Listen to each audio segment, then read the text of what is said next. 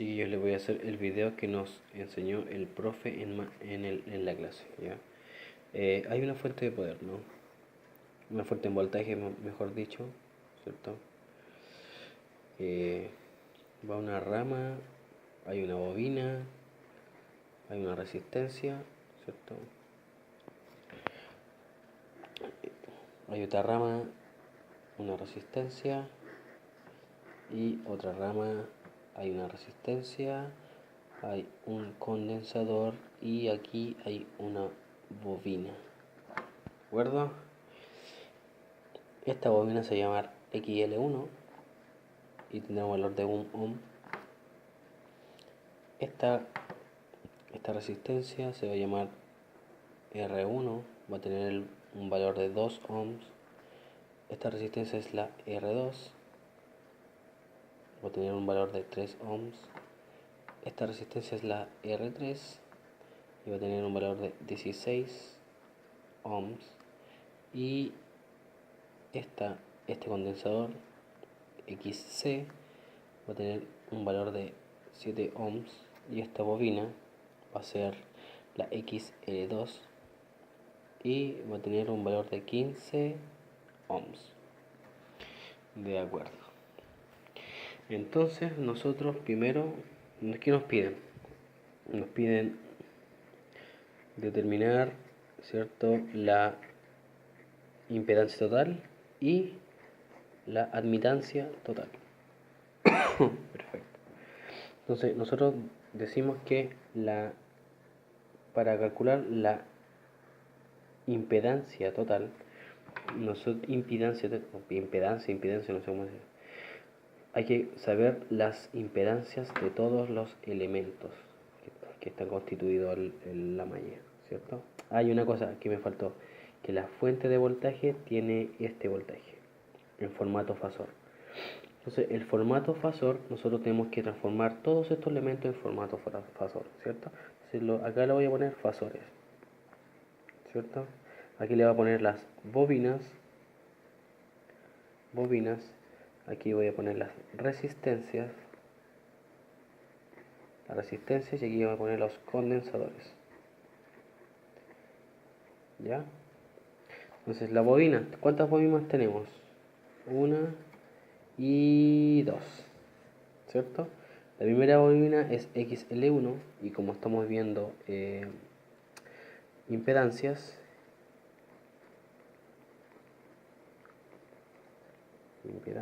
que es Z, entonces la impedancia de la bobina XL1 es igual a 1 ohm, ¿cierto? 1 ohm. Pero como tenemos que pasar esto en fasores, nosotros ponemos 1 ohm ángulo y el ángulo, ¿cierto? Los grados de esta bobina o de este elemento tiene relación al tipo de elemento que tenemos acá. Por ejemplo, si es una bobina, sería 90 grados. La impedancia de la segunda bobina, ¿cierto?, que es 15 ohms, serían 15 ohms, 90 grados. En las resistencias, ¿cierto? La primera resistencia es esta, R1 es igual a 2 ohms. Entonces, la impedancia de R1 es igual a 2 ohms, signo ángulo, y por ser resistencia tiene 0 grados.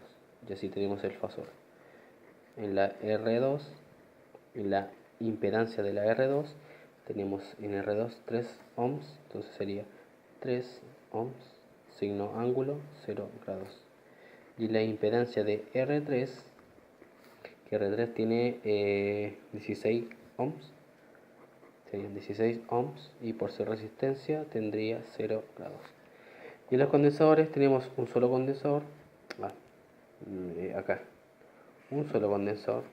Entonces la impedancia del condensador es igual a 7 ohms, signo signo ángulo, y los condensadores siempre tienen menos 90 grados. Perfecto, entonces ya tenemos la fuente en fasor y todos los elementos, las bobinas, las resistencias y los condensadores en fasor. No olvidarse que el ángulo varía según el tipo de elemento que se está usando. Las bobinas tienen 90, la resistencia tienen 0 grados y los condensadores tienen 90 grados. Ahora, nosotros observamos los dibujos y podemos sacar algunas conclusiones de cómo calcular la impedancia total, ¿cierto? Si nosotros vemos acá, nosotros tenemos aquí, podemos sacar acá, aquí y estos tres. Estos tres están en serie, este está solo y estos también están en serie. Por lo tanto, podemos resumir este dibujo en esta manera. Esta es la fuente de voltaje y aquí podemos poner una impedancia que va a ser Z1, que va a ser de estos dos, Z2, ¿cierto? Que va a ser la impedancia de este, y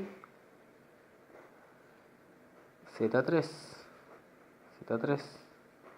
¿cierto? Que va a ser la impedancia que incluye estos tres elementos. Por lo tanto, Z1 va a ser igual como a estos, a lo que incluye estos dos elementos, pero estos dos elementos están en serie, por lo tanto va a ser la impedancia de este más este, porque recordemos que en corriente alterna, cuando dos elementos están en serie, es la suma de las impedancias de estos dos elementos. Por lo tanto, Z1 va a ser la impedancia de la bobina, que es esta,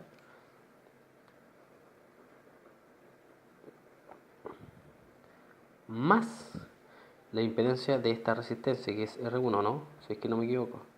Sí. Entonces va a ser la impedancia de R1 esta. 2 ohms, 0 grados. Perfecto. Y simplemente esto se calcula en la calculadora así. Uno pone modo, complejos, el número 2 y listo. Por lo tanto, déjenme... Ya, entonces sería 1 shift menos y sale el signo ángulo 90 más, ¿cierto? 2 signo ángulo 0, se suma, sale este número feo y apretamos la tecla SD y nos da la impedancia de Z1 en fasor. Entonces Z1 sería 2,236 ángulo 26,565. Este sería la impedancia de Z1. Ahora vemos que en Z2 solamente está la impedancia de S. Entonces Z2 es igual a la impedancia de la resistencia 2, que sería esta. Sería 3 ohms, 0 grados. Y en Z3 tenemos tres elementos, este y este. La impedancia de Z3, la impedancia la impedancia de R3 más el condensador, que sería la impedancia del condensador, más la impedancia de esta bobina, la impedancia de XL2. Ahora simplemente reemplazamos, esta es esta de aquí, 16 ángulo 0 grados, más este es este, son 7 ángulo menos 90 grados, porque es un condensador, y nos quedaría la bobina, que sería esta, que no veo bien, que era 15 ohms, 90 grados. Y esto se suma también de la misma forma, ¿cierto? Estamos calculando Z3, entonces serían, déjenme que enfoque esto, ya. Entonces sería 16 ángulo 0 más, se suman porque está en serie, 7 ángulo menos 90 más 15 ángulo 90.